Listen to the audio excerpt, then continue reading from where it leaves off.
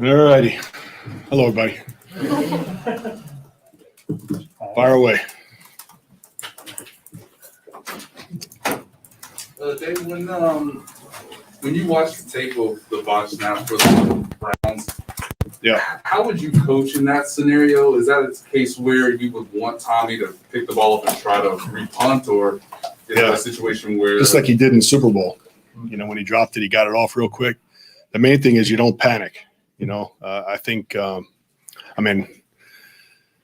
not going to say he panicked, but it looked like it, So, you want to get it and get it out real quick before the rush gets on you, because we didn't have a rush on in that play, but we are rushing. We always rush at least one guy. But then when the crowd, it was loud already, and then it got even louder, they knew something happened. So everybody came out of their holdups and went after the punter. That's what happened.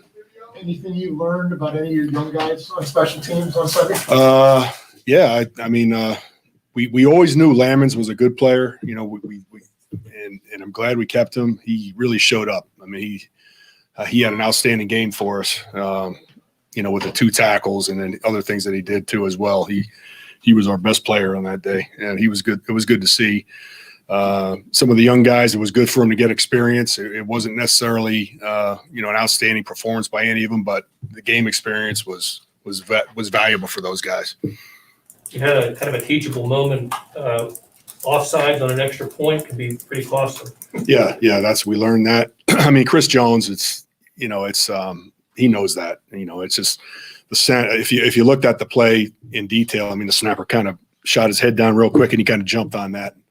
And we just know we got to sit in there, and that was, it's done with. And thank God we won the game. The 2 points, that was a big, that was a big deal, at that point.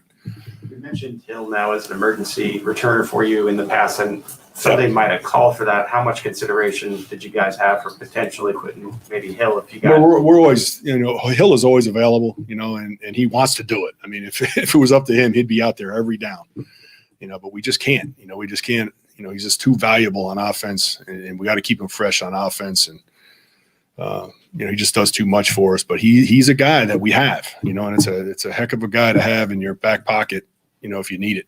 Did anybody separate themselves in the various returning roles, or is it still kind of figuring out who's going to ultimately? We really didn't get we only got 2 opportunities in the punt return game. The botched snap, he botched the snap, and then the other one was just one return that, McCole had where he actually had Tyreek's helmet on. I don't know if you guys know that, but it was a crazy deal. He had the wrong helmet, ran on the field, and we said, get out there. He tried to put his helmet on and go. So it was kind of crazy, but really that was the only opportunity. And then, we had the 2 kick returns with Pringle. We love Pringle. We didn't block it up as well as we needed to on those 2 returns the opportunities we had.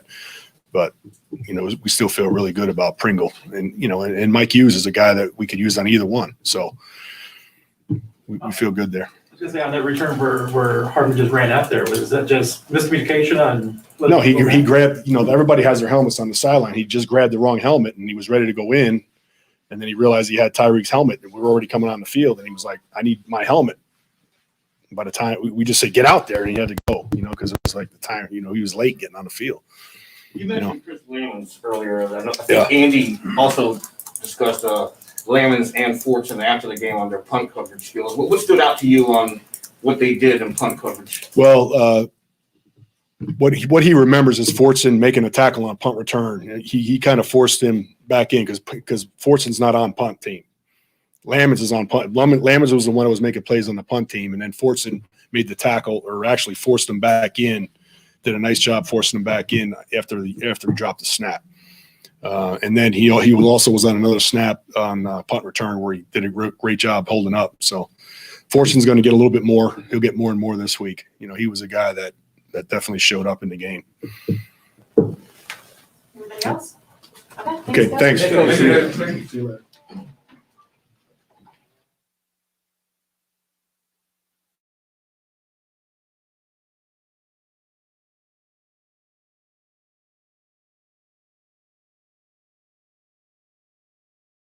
I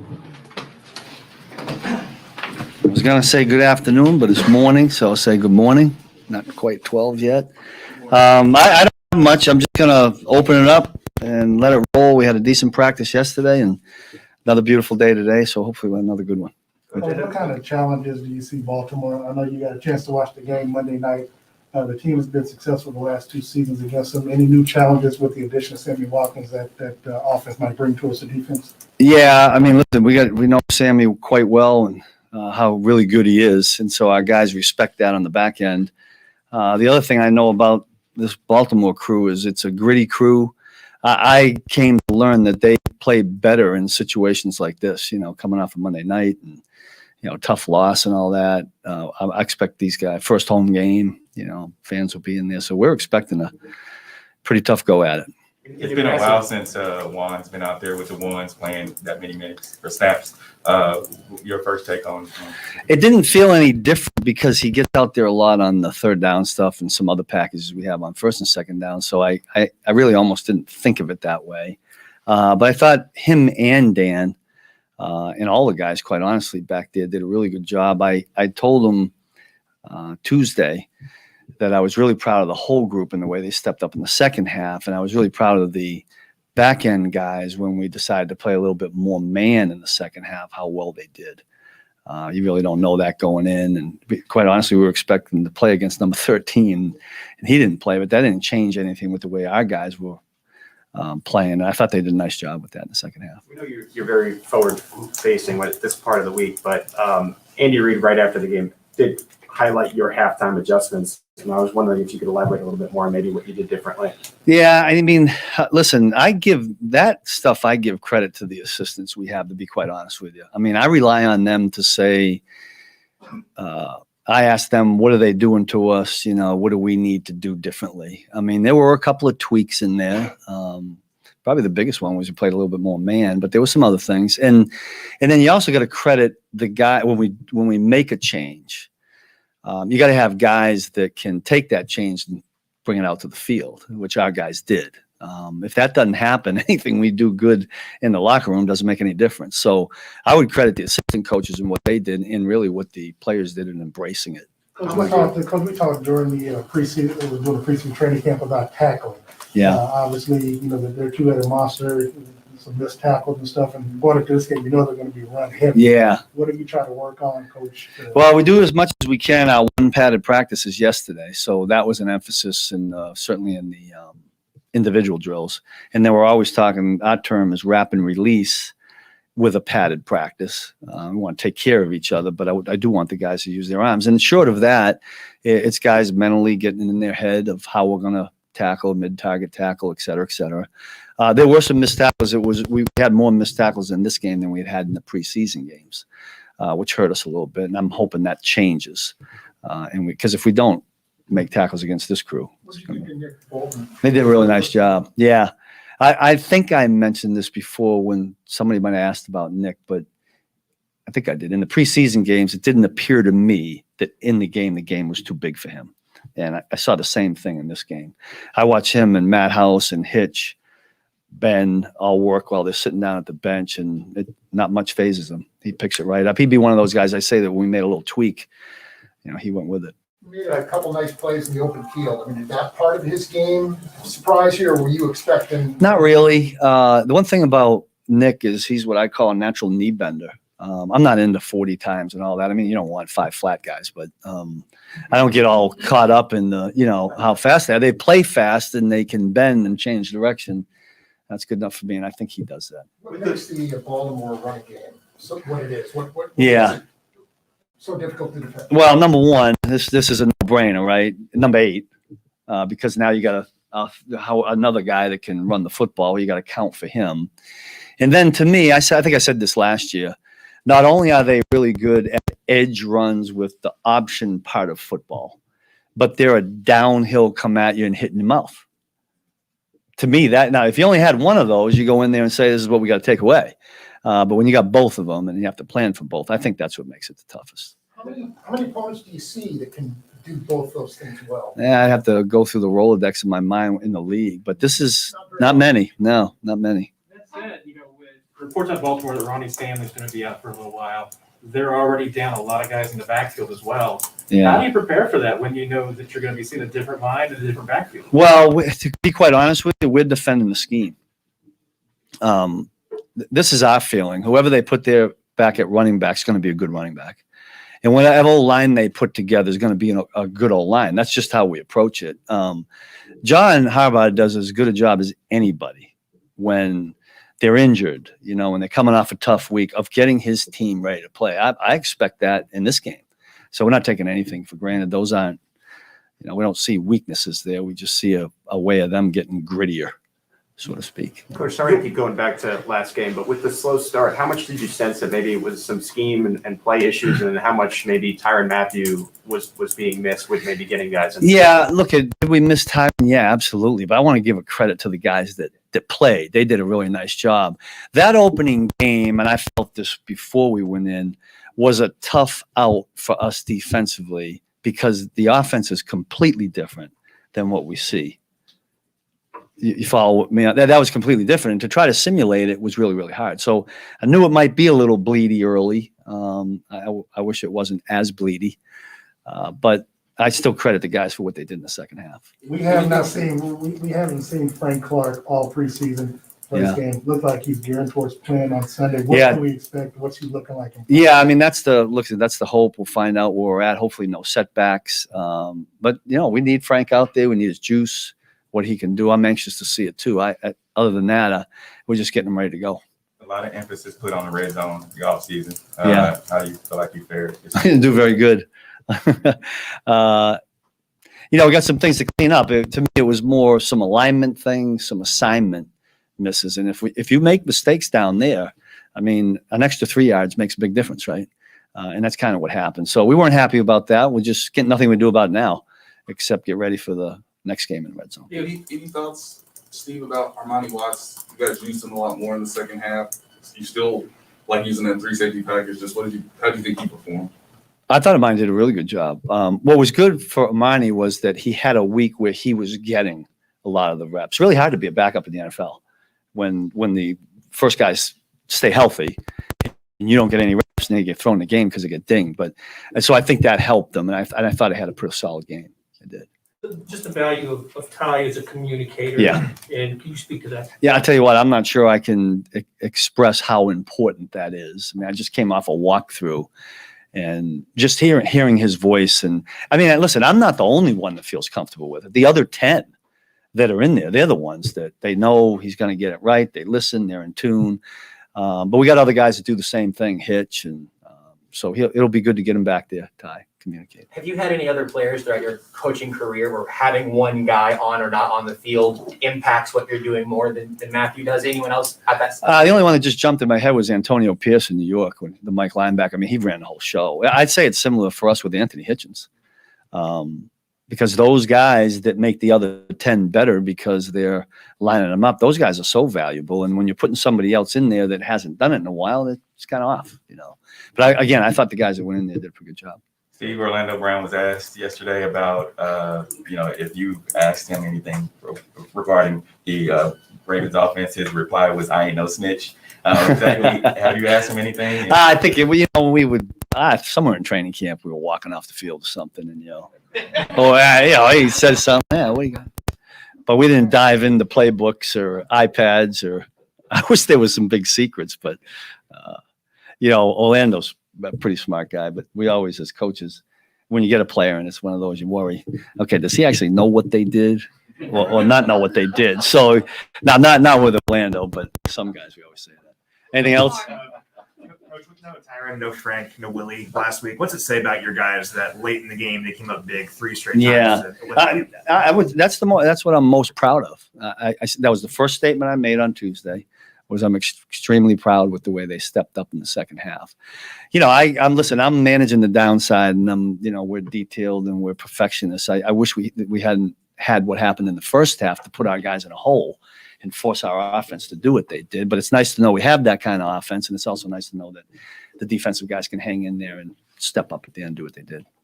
Okay? Thank you.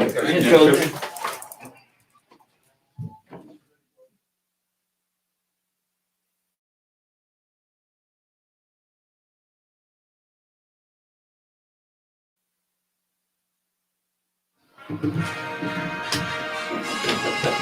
hell?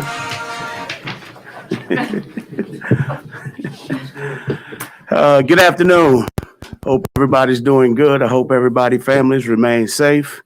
What a great afternoon, a great day it was this past weekend. I thought our guys came and played hard. I thought they did a great job of competing. It wasn't perfect, but you know what? We found a way to get across that line together, and that's all that matters. You know, shout out to the Chiefs Kingdom.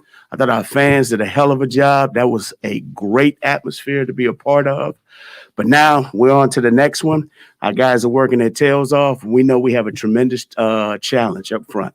Okay. So with that said, I'm all ears. Great question, obviously. You know, rumors, USC. Any truth to it? Have you talked to Andy about it? I mean, you can tell us. We'll keep it secret. But, you know, any interest in that position. Well, you know me. Okay. You guys know me. I am where my feet are. Okay. So when it's all said and done with, I am focused on the task at hand. I'm not worried about anything where my name is being mentioned. My job right now is to make sure that we're preparing, all right, for this weekend's opponent. Along those same lines, Coach, if USC were to reach out to you, is this a position that you would probably find yourself interested in? I think you guys know me better than that. So if USC reached out to me right now, my answer would be I am preparing, all right, for this team to play against the Baltimore Ravens. And that's how I roll. You guys know that. You Tell them no. I am where my feet are, okay? My job is to make sure that we're ready to play a complete, sound 60-minute football game where we can come out and win the game. Eric, when you hear the name Sammy Watkins, what comes to mind with your experience with him? You know what? A beautiful soul. You know, Sammy is a great kid. He did a lot of great things for us. It was actually weird watching him, you know, on the game the other night, just seeing him and watching him. He actually looked pretty good, but proud of him, you know, wishing him all the best with the exception of this weekend. So, but it'd be good, you know, just to see him and say hello to him. Eric, what are your thoughts on how Orlando Brown and Lucas Niang played against Cleveland?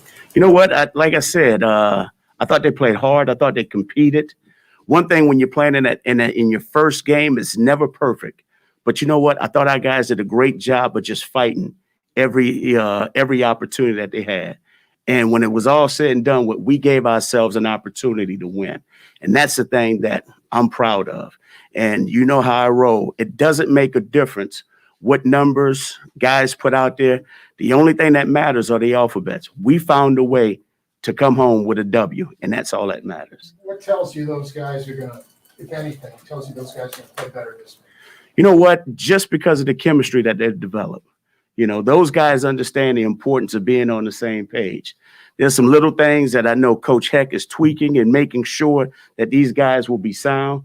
But when it's all said and done with, these guys will learn through their experiences, you know, and sometimes those experiences ain't always necessarily the best ones, but it's the negative ones that have an impact on you that help you to grow together.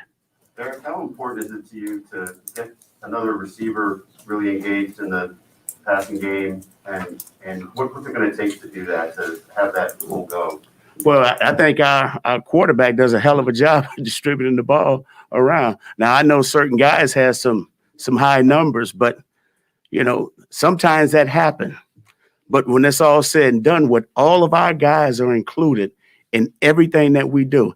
And these guys have the ability to go out there and make plays. This week, those two made some plays. Next week, it could be someone else. But when it's all said and done with, everybody has a role.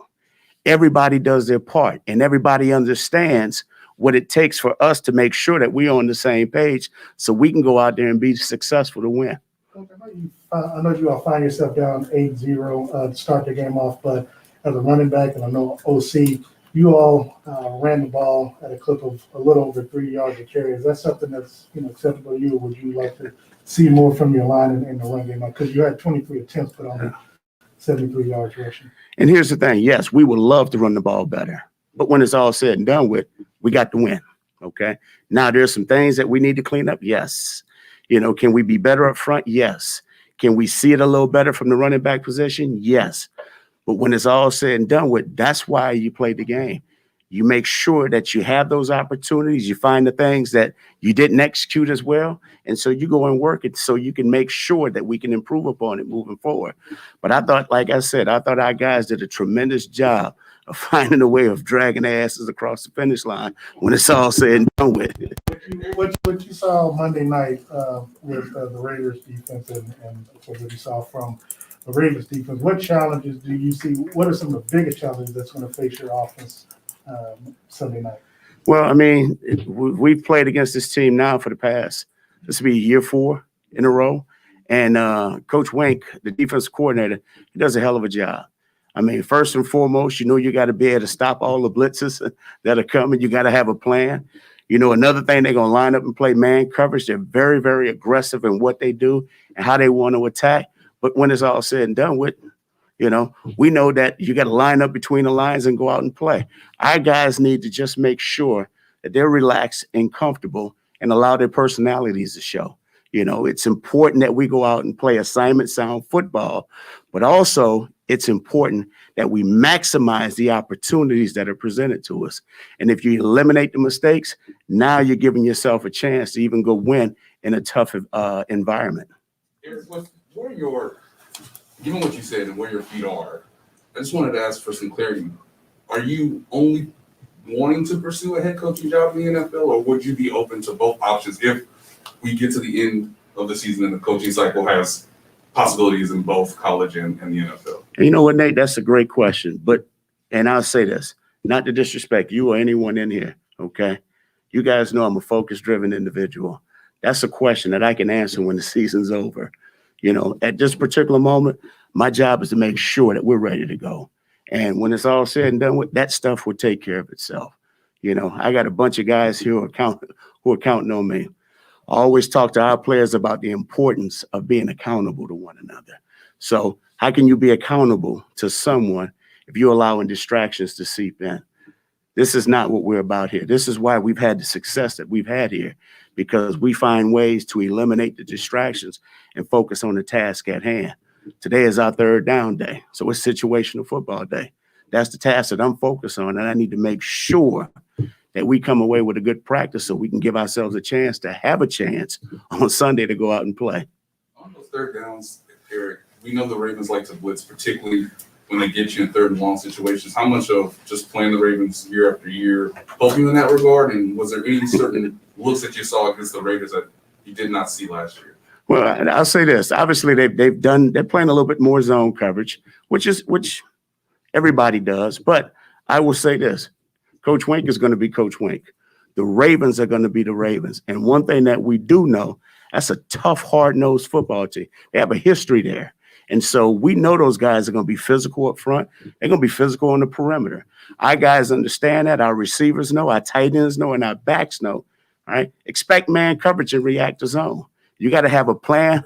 You got to have a plan versus man coverage. You got to execute your plan, and you got to go out and win. And so when it's all said and done with, that's our focus, okay? We understand that they're going to give us a variety of different looks. It's not about what they do. It's about how well we go out and execute our game plan. And the blitzes. Andy Reid noted how fast this defense is that he sees on tape. Do you and Kafka have to be in Pat's ear a little bit just to be careful with some of the scrambles and different things that he sometimes likes to do, just like we saw in last game on the 5-yard touchdown, for example? You know what? You never want to tell Pat that he can't do this or he can't do that. You want those guys' personalities to show. Now, he understands that he needs to protect himself. That's very important. But when it's all said and done with, like I said, we want our players' personalities to show. They have to be able to be themselves. But they also understand, too, let's play within the scheme, all right, so we can go out and make sure that we're giving ourselves a chance to line up the next play and have an opportunity to execute that next play when it's all said and done with. How excited are you for Orlando to get this opportunity to go back? You know what? I think Orlando's pretty excited. But I'll say this. Orlando was drafted by this team. I know Coach Harbs, okay? First of all, Coach Harbs is a great man. He's a hell of a coach. And for them to trade him, I don't think there's any ill will or no bad blood. I think Orlando will probably be back, be happy to be back just to see some of his old teammates. So, I don't think there's no ill will for him going back. At the end of the day, yes. Do you always want to play against your former team and beat them? Yes. I think that's a natural occurring thing. But more than anything, I guarantee you he'll be happy when it's all said and done with, that he had an opportunity to see some of his closest friends. I know we talked about Sammy Watkins, but also Justin Houston was on that team. Oh, yeah, big 5-0. What probably do you think he could impose on the offense? I mean, Justin is a hell of a football player. It's a reason why he's had the career that he's had. And so we're very aware of what Justin brings to the table. We just need to make sure that we don't make it about Justin. We don't want all the attention going to Justin, because that means that we're not actually doing what we need to do. We just need to go out there, allow our guys to play, and make sure that we're neutralizing their rush, but more importantly, making sure that we're focused on what we need to do. You talk about playing within this game. Of course, Patrick, the long pass, 75 yards to Tyree. How much of that is in the scheme, and how much of it is just Patrick being Patrick? Well, I mean, sometimes plays break down. I think one thing Pat does a great job of is extending the play. And a part of that is it's a part of what we do and how we practice. We're always talking to our guys about finishing, staying on the run. All right. When things break down, what is your responsibility? Where do you need to be in order for us to be effective? And so those are things that we work on. And you guys got to understand, when those things happen on game day, it's not by chance that they happen. OK, it's because we've rehearsed it and worked on that stuff when things don't go right in practice. And so these guys have a rhythm. They trust each other. Guys know exactly where they're going to be in certain concepts when we're working the scramble drill. And so that's just the trust and chemistry that has been formulated over the years. As an offensive coach, which do you enjoy more?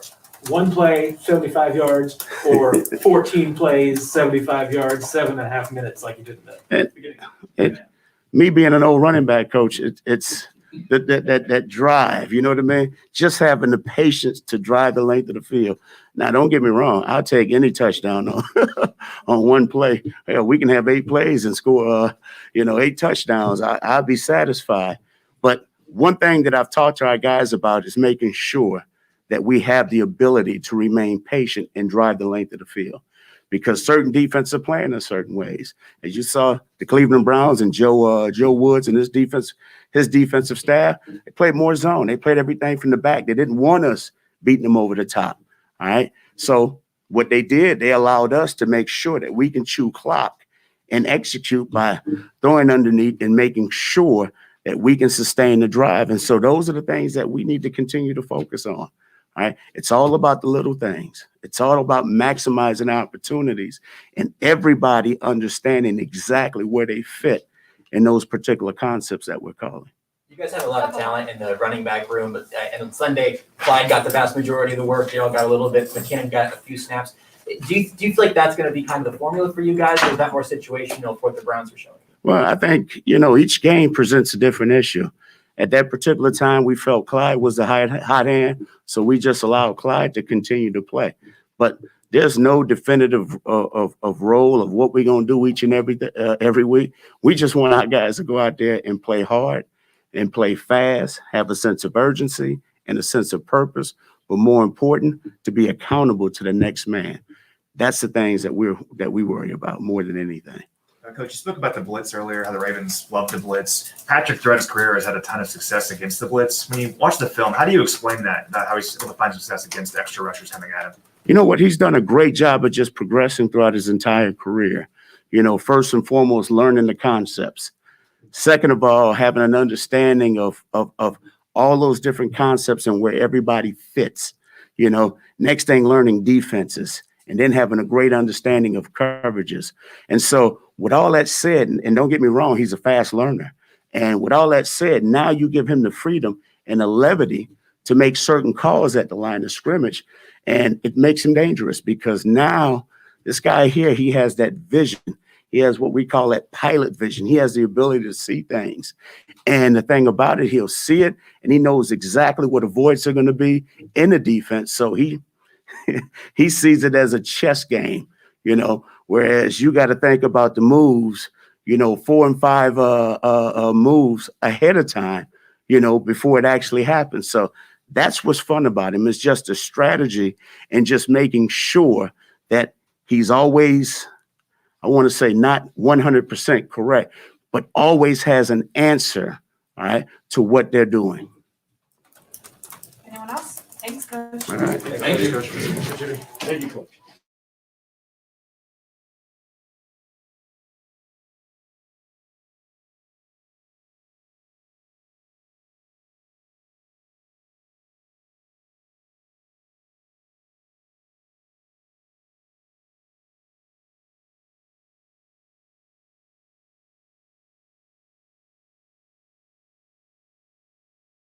EB and I agree, it was not a classic. All All right, guys, fire away. Tyrann, how are you feeling? You were obviously out for some days with the COVID stuff. You missed Sunday's game. How excited are you to make your return this Sunday for the Chiefs? Yeah, man, it's a big game, man. Big time opponent, playing against some good football players. Just excited to be back, man. Really put my hand in the pile. Just continue to help this team win games. But it's good to be back around the game. Did you expect them to play last week? I mean, were you going through the week expecting them to be up on Sunday? Well, I was hopeful. I was really hopeful that I, obviously could possibly get cleared, before the end of the week of practice. I think it'd be tough on anybody to kind of not practice for 10 days and then, try to go out there and play a game that you got to win, at home. So I thought Coach Reed, training staff, I thought everybody really made the best decision for me, as a player. And so that was much appreciated, much respected, but very, very happy to be back. What was that like on Sunday, watching from the side? I mean, it's tough. Technically I wasn't injured. I've been injured in this league before, and it's just when you can't help your teammates, it always puts you in a bad spot. But I was proud of the way those guys fought, throughout the game. Obviously, it didn't really start how we wanted it to, but I thought those guys, made the plays that mattered. That's why we were able to win the game.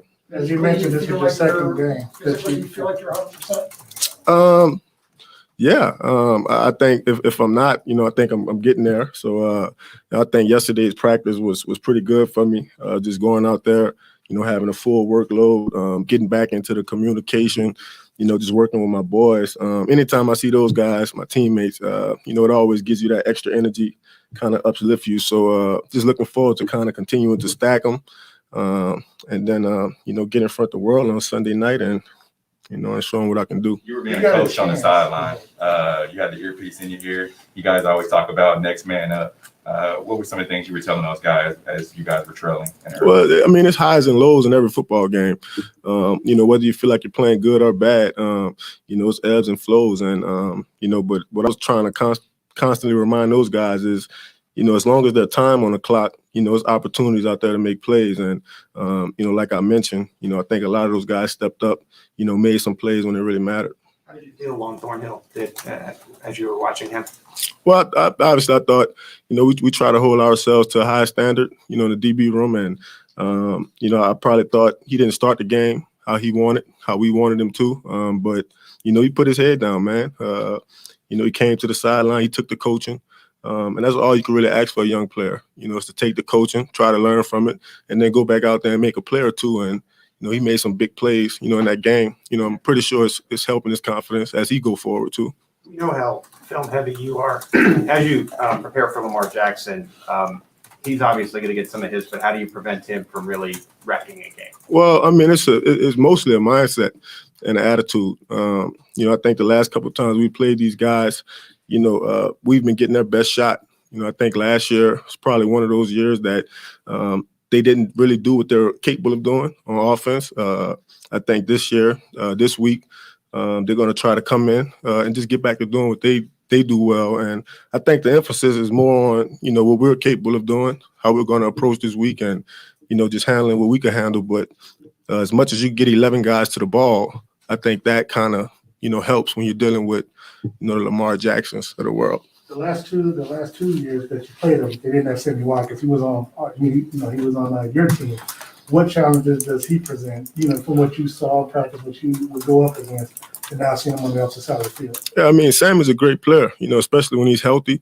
I think the biggest thing with him is, he's been around us a while, so he kind of knows all the tricks and, he knows what to expect. So, we've added some wrinkles this week, just kind of throw things off a bit, but we expect his best shot. I know him competing against us. He know he's going to get our best shot. So he's definitely a player we got to account for. And you obviously, the two games that you missed for Kansas City, you weren't injured on each one of those.